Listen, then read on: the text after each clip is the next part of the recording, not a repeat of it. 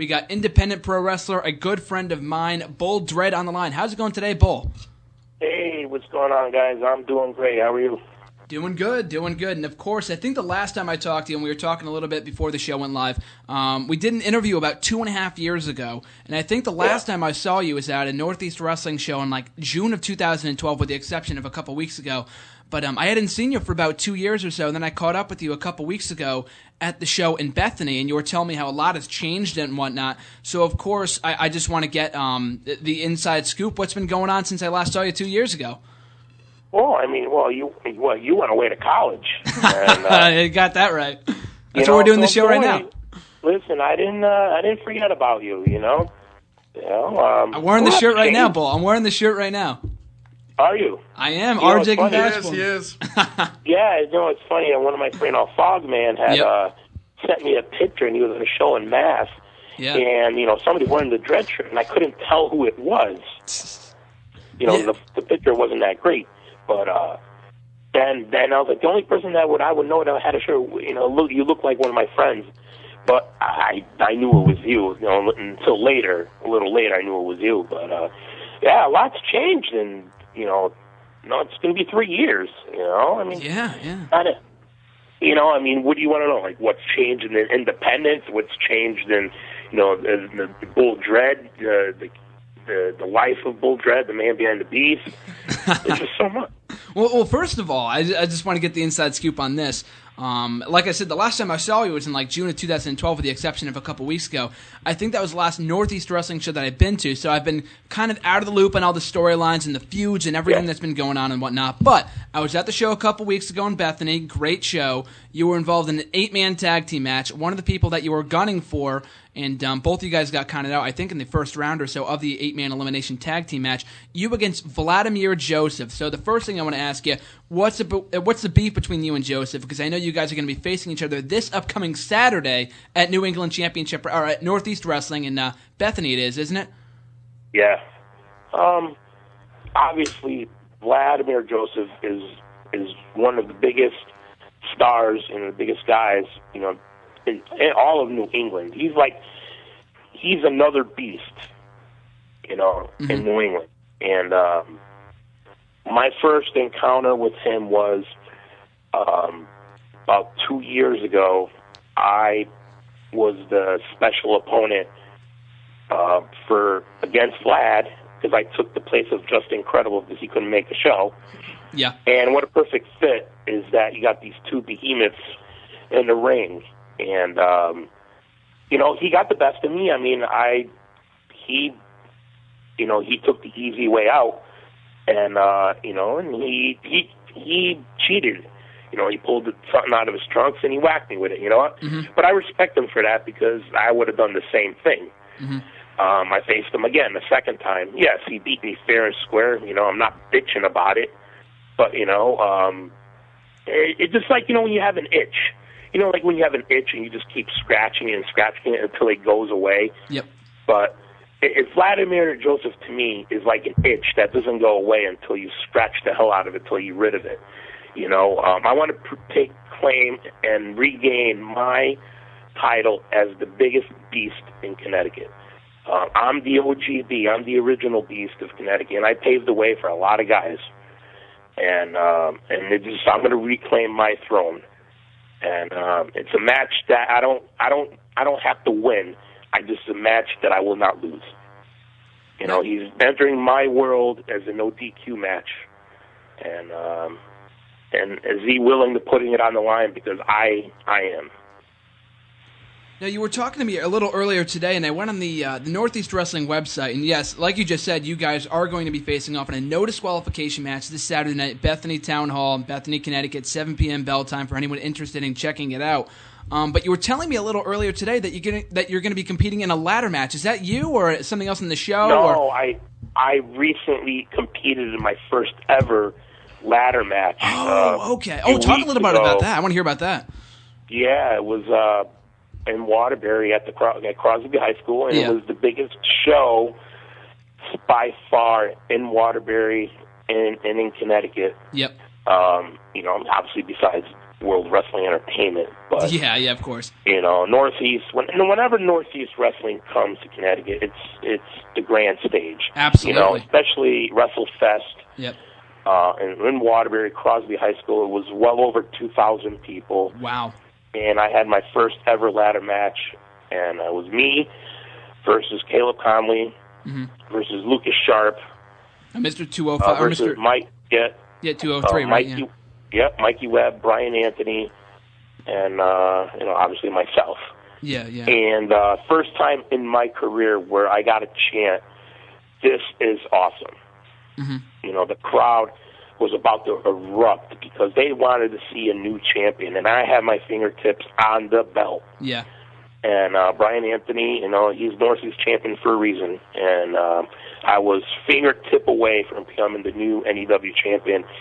And he jumped off the top rope and drop kicked the ladder, and I fell, 10 feet to the mat. So, my fingers were there. I was almost there, but I will not retire until I am once Northeast champion. It's crazy to think about because I was just thinking about this earlier today. We're approaching May. We're only a few days away from the month of March or from the month of May, and I was just thinking about this today. It was, I think, 5 years ago from Saturday that I attended my first ever NEW show, Northeast Wrestling. You just said it before. They got 2,000 people at the Crosby High School. I know they did at Waterbury, like you said. They've done it in Bethany. They've done it in Rocky Hill a few times. I've been to a few shows there. When Northeast Wrestling does shows, they do it big. Like you said, they're the biggest shows in the Northeast Wrestling area. They get stars like Matt Hardy, and they got Matt Hardy. They've gotten Carlito there a few times, Shelton Benjamin, a number of stars. Sergeant Slaughter's been there a few times. And you've also got your homegrown talent like yourself, Matt Taven, Brian Anthony, Ron Zombie, of course. So many guys that have grown up there that are still there, because I remember the first show that I went to, I think you might have been there, Ron Zombie, Brian Anthony, Matt Taven, et cetera, et cetera. And it's just amazing to think how you guys are still there 5 years later, still evolving and still fighting for the championship. And you just mentioned before about grabbing the championship from Brian Anthony, and it's been like 2.5 years that he's been champion or something like that. It's been crazy. Since like 2011, this guy's been champion. But have you yet to hold the gold in Northeast Wrestling? And if not, when are your aspirations to capture that championship going to come true? Well, whenever I get the chance, whenever the opportunity comes, I would love to, yes. There's no lie. Everybody wants to be a champion, no matter wherever they wrestle, wherever company they're at, they want to be the top guy. I've like you said, it's going to be 6 years that I'll be working with Northeast Wrestling. I started in December of 2008 when I had my first match, and I tagged with Hacksaw Jim Duggan, and I've been there ever since. But I started from the bottom. I worked my way to the top of being one of the top guys there. I'm not saying that as an ego. I'm not saying that as, to put myself out there, put myself over. What I mean is that I busted my ass to work myself up to the top, to make myself known and be the beast. That's where HTA was born. The beast was born. And Mike Lombardi is, the top promoter. And he's the top promoter, of all the Northeast. And there's only one other person that comes close to him, meaning brain-wise, and but I'm saying mostly in Connecticut. There's a lot of other guys, promoters that run shows. You got Sheldon Goldberg. Yeah, and exactly. These are mine. These are real promoters. Yep. And the other person that I work with is he's a friend of mine that I started training with 13 years ago. He is he goes by Joseph Von Schmidt, and he's a top star. He's a star in 4 countries. He's traveled around the world, and we have a school in New Haven, where he's the head trainer, and we're teaching a lot of the younger guys, training the guys. And he started PWA, and he's a true promoter. He's another true promoter that knows what he's doing. And to me, like I said, Mike Lombardi, and just a lot, like I said, just in Connecticut, Mike Lombardi, even though he runs in New York also, but Mike Lombardi and Joseph Von Schmidt in Connecticut are the 2 top promoters. Well, it's funny that you mentioned Sheldon Goldberg before, too, because we're actually having him on as a guest next week because tying back to what you just said at the start of the interview, when that picture, because I met Fogman at that same show because he was talking to me about the Bull Dredd shirt that I was wearing, and we were talking about you a little bit, and that was at a New England Championship Wrestling show, and it's funny because it's only like 5 minutes down the street, because when I can't go to the Northeast Wrestling shows, I'm going to be trying to go into one when I get home in about a month. But they have New England Championship Wrestling, which is like the Massachusetts version of Northeast Wrestling, so it's pretty cool. It's right down the street. So, and Sheldon Goldberg runs it, so it's pretty awesome that you mentioned that. But one thing I did want to talk about that's unique to you, it's on your Facebook page. You've got the 10 Commandments, but it's wrestling commandments. And if you don't mind, I'd like to read a few off if that's okay. Read them off, yeah, and then I'll explain to you, what they mean. Okay, so here's one of them, and we don't usually allow foul language on the show, but I'll make an exception because it's pretty comical. But one of your 10 wrestling commandments is, "Thou shalt not use 10 finishers and 30 high spots in an 8-minute match, and end it with a small package or a schoolboy. Learn some wrestling psychology, fucking marks." And then your next one says, "Thou shalt not subscribe to the WWE Network and call it training. Get off your ass and get in the ring and do some work, you lazy mark." So I just want to know, what was the motivation behind these 10 commandments of wrestling, and where'd you come up with the idea to do these? Well, I mean, obviously it was Easter time, and then you think of, every time you think of Easter, I think of the 10 Commandments, because I think of the movie, and I'm like, wouldn't it be funny, like, when there'd be the wrestling commandments, and this is stuff that, that I guess you work, or, we struggle with every day, the guys that are, in the business, like veterans, and what it pertains to is that what's changed, say, within the last 10 years of the business that I've been in, it's way too easy for somebody to come off the street and just with a snap of their finger, like, wake up one morning, like, I want to get into the wrestling business. Yeah, exactly. And, they're like, they consider themselves in the wrestling business because they hang around with they have a friend that hangs around with a friend that's in the wrestling business, or somebody that hangs around with somebody that's in the wrestling business, or somebody that's a lackey or a freaking bitch, like somebody that that goes around and freaking sticking their tongue up their ass, Yeah. To consider yourself to be in the business, I mean, you need to pay your dues. I mean, you need to train. You need to know how to work. Earn the respect of the business, and that's what's lacking right now. It's way too easy for fans. There's a difference between a fan and a mark. Yep. Fans, keep the business alive. Obviously a fan is a mark, but marks are what ruin the business, because when they get into the business and they think they know what they're doing when they're actually not. Yep. Yeah, I hear you. It's poison to the business, and that's what I hate. And the pertaining for the wrestling commandment, is to, yes, it's comical, but it's the truth. And a lot of guys, veterans, have approached me, sent me messages of like, dude, keep them going because they're every 100% true. Mm-hmm. And I just kept going with them. I came to a point where I just ran out of ideas. It's like, it's hard to put it on paper. Yeah. At some point you'll bring them back as more ideas come to your head, Yeah. I mean, I could go off. Believe me, I could go off. I could bury a lot of people and embarrass a lot of people. You're a veteran. Now. You're a veteran in the business. Yeah, I mean, I'm not going to say myself I'm a superstar. I'm not going to, I haven't been to the big dance, like WWE, mm-hmm. but I treat every locker room as it is one. Exactly. And I've been in the ring with veterans. I mean, legends, in the locker room with legends. I talked to legends where they watched my match and they critiqued it. Mm-hmm. And I think the last time we talked, mm-hmm. I ended up touring with Northeast Wrestling a few months later. Mm-hmm. And I had the pleasure of wrestling, 2 shows with Ric Flair. Really? 2 nights in a row. Wow. And I don't mean like wrestling, I mean like, Yeah, well, in the same ring with him, yeah. Not in the same ring, but, the show in the locker room, and he's critiquing our match mm-hmm. in the locker room from the monitor. And I had that experience, that exposure, and there's somebody from a legend like that to tell me what I was doing right Yeah. It's a dream come true. Like, I know I made it. And who are these guys that have only been in, that snuck in through the back door into wrestling and think they know what they're doing because they run one show a year, or they've announced like 2 shows or something, and all of a sudden they're wrestling promoters. And, and who are these guys to say, who to listen to? And that's, these guys are cancer to the business. And I take it personal sometimes, and I shouldn't. But, that's what's changed, over the last 3-4 years.